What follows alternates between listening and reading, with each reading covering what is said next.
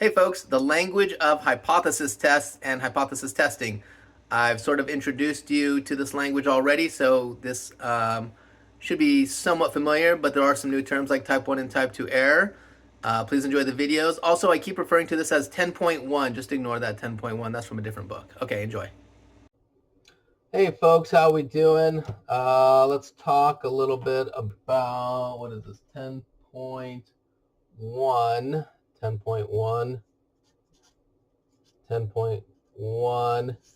They introduce a concept of a type 1 and type 2 error. I did a little writing beforehand. So the type 1 error, we have some definitions. We're going to simplify these in a second. But just memorize these for right now. Dictionary definition of a type 1 error is rejecting the null hypothesis when the null hypothesis is actually true. And the dictionary definition of a type 2 error is not rejecting the null hypothesis when the null hypothesis is actually false. The definition in 10.1 is slightly different. They'll talk about the alternative being true. Most books present it this way. Just be comfortable with both ways. We'll come back to this in a second. Okay. So here's our example to introduce us to the idea. In the U.S. justice system, we are innocent until proven guilty. So our null hypothesis is that the defendant is innocent. The alternative hypothesis is that they're guilty. And sometimes, as we've seen in movies or real life, mistakes are made, errors are made. So let's say in reality someone is innocent and the jury says they're innocent. Well, that's a good, correct decision. And if in reality someone is guilty and the jury says they're guilty, that also is a correct decision. So there's two types of mistakes or errors that can be made. And what you need to do first is realize that they're different. So let's see, what if someone is innocent, but yet the jury says they're guilty? So that would be like sending an innocent person to the electric chair, locking an innocent person up in jail for their whole life. So that might be like the movie, you're probably all too young, Shawshank Redemption. Innocent guy gets thrown in jail. Okay. The other situation is in reality the person is guilty, but the jury says they're innocent. So that might be, I don't know, maybe OJ or something. Okay. Again, notice how, technically speaking, in our legal system, we never find someone innocent. We find them not guilty. You're either guilty or not guilty. But I just use the word innocent to oversimplify the idea. Okay, so you can argue over which one is worse, but most of us would probably say the worst situation is sending an innocent person to the electric chair, or innocent person locking them up forever. So we would call this one a type 1 error. And therefore the other situation must be a type 2 error. So in our justice system, the type 1 error would be saying that someone is guilty even though in reality they're innocent. Okay, so let's compare this. So this was just to introduce the idea that errors can be different. So if we go back to our definition, the type 1 error, rejecting the null when the null is actually true. So notice, in order to play the game, the null and alternative must be stated in the beginning. Either you set this up and they'll give you enough words so you can set it up correctly, or they'll straight up give it to you. Okay, so rejecting the null. So here's the null. If you reject it, you're saying someone's guilty when the null is actually true. So you're saying someone's guilty even though they're innocent. Aha. So the jury says they're guilty even though in reality they're innocent. That's a type 1 error. So if we were to oversimplify this definition, so here's our dictionary definition, but when people ask us what's the type 1 and type 2 error, so a good little trick is the type 1 error is if you're going to reject the null, essentially what you're therefore doing is saying the alternative, saying the H1.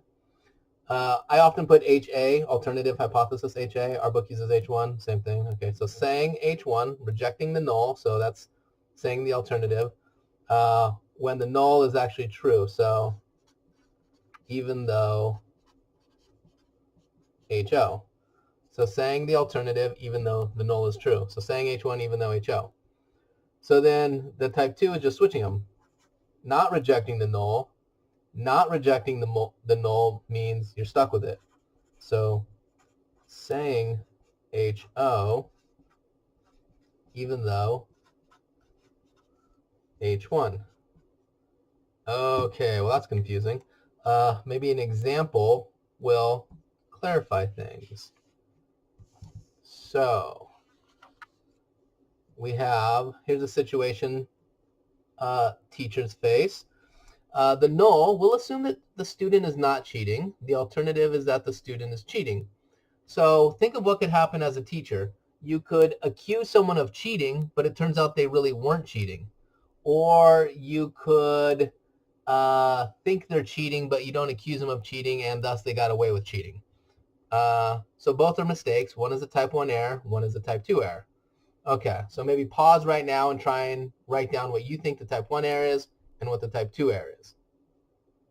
And you didn't pause. Okay, so the type 1 error we said is saying H1 even though HO. So let me write that down. Saying H1 even though HO.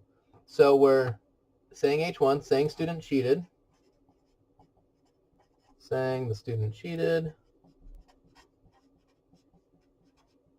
are saying the student cheated even though they did not cheat, even though they didn't, even though they did not. Okay. So time for a new pen. So let's do the same thing for the type 2 error. I'm going to write down my little trick. So that's my little trick, right, for type 1 error. Someone says, hey, what's the type 1 error? I go, well, let me write down my key, saying H1 even though HO. Okay, now let me just substitute in. Saying H1. What was H1? Student is cheating. So saying the student cheated even though HO. They were not cheating. They did not. Okay.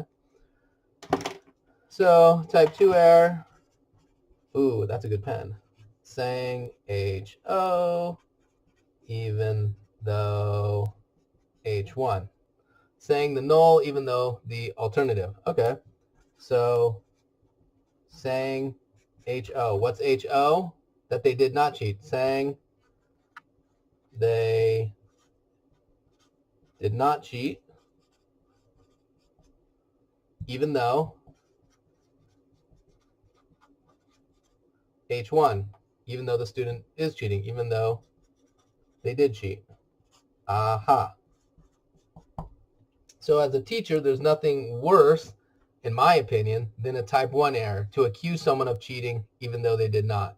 So if I ever accuse you, I'm usually really, really sure you cheated. I don't want to make a type 1 error. Okay. Let's do a couple more examples. Soda machine. So a soda machine is supposed to fill up cans to 12 ounces. So the null is the soda machine's fine. Soda machine's fine. It's working great. It's filling up to 12 ounces. The alternative is that the soda machine is broken. It's not filling 12 ounces. Okay, so same game. What would be the type 1 error? And what would be the type 2 error? So imagine you are the head engineer at Coca-Cola. Seems like the machine's making a weird noise. Should I turn it off to see if it's broken and fix it? Well, if I turn it off and it's not broken, that's not good. Or if I don't turn it off and it turns out it really is broken, that's not good either. Those are both errors. Which one's type 1 and which one's type 2? Okay, so type 1 error. I'll write down my little shortcut. Oh, maybe you pause right now and try it on your own. Saying blank even though blank. No, you don't want to pause? Fine. Okay. Saying, so the type 1 is saying H1, the alternative, even though HO. Okay, so saying H1, saying the machine's broken.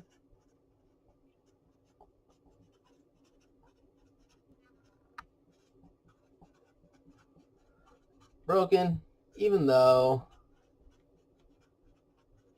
HO, even though it's fine, even though it's fine, it's working great, it's fine. Ooh, penmanship.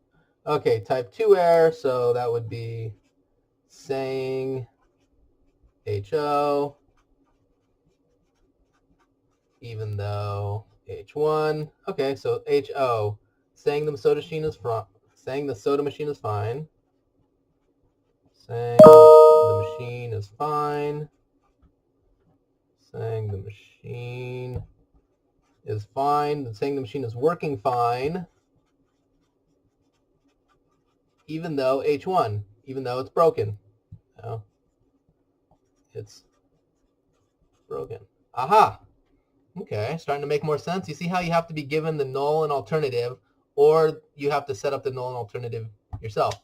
So type 1 and type 2 error actually pop up a lot in life. So decade or so ago, maybe more, it came up in sort of world events, politics. So null hypothesis, country X does not have WMDs, weapons of mass destruction.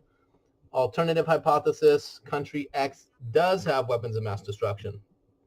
So imagine you are the USA and you want to go into a country to remove WMDs. So if you go there and they do not have WMDs, you made a mistake. Or on the other hand, if you don't go there and they do have them, then that would be a mistake. So there's two types of errors, generally speaking, you can make in life. Okay, so the type 1 error. Okay, so maybe, again, pause, try and see if you can get these on your own. No pause? Fine. Okay, so type 1 error is saying H1, saying the alternative, even though the null is true, even though HO. So type 1 error is saying country X has WMDs, even though the null, it does not. And the type 2 error is a little shortcut saying HO, even though H1.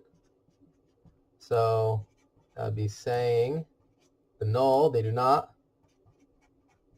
Saying country X does not have WMDs, even though it does. Okay, so let's not get too political, but some people say that Iraq did not have weapons of mass destruction. Let's assume that to be true. The U.S. invaded Iraq to remove weapons of mass destruction, and let's just say they did not find any weapons of mass destruction. Let's just go with that premise. Who knows if it's true or not? Let's just go with it. So once again, we'll just go with this premise. USA invades country X or Iraq to remove WMDs. Turns out they did not have WMDs. Did the USA commit a type 1 error or a type 2 error? Ponder, ponder, ponder.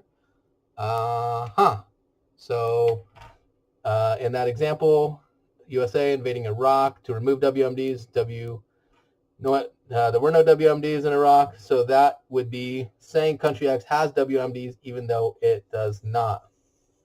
So that's what the USA Iraq example would give us. That's the type 1 error. And our defense secretary at the time, do you recall who that was?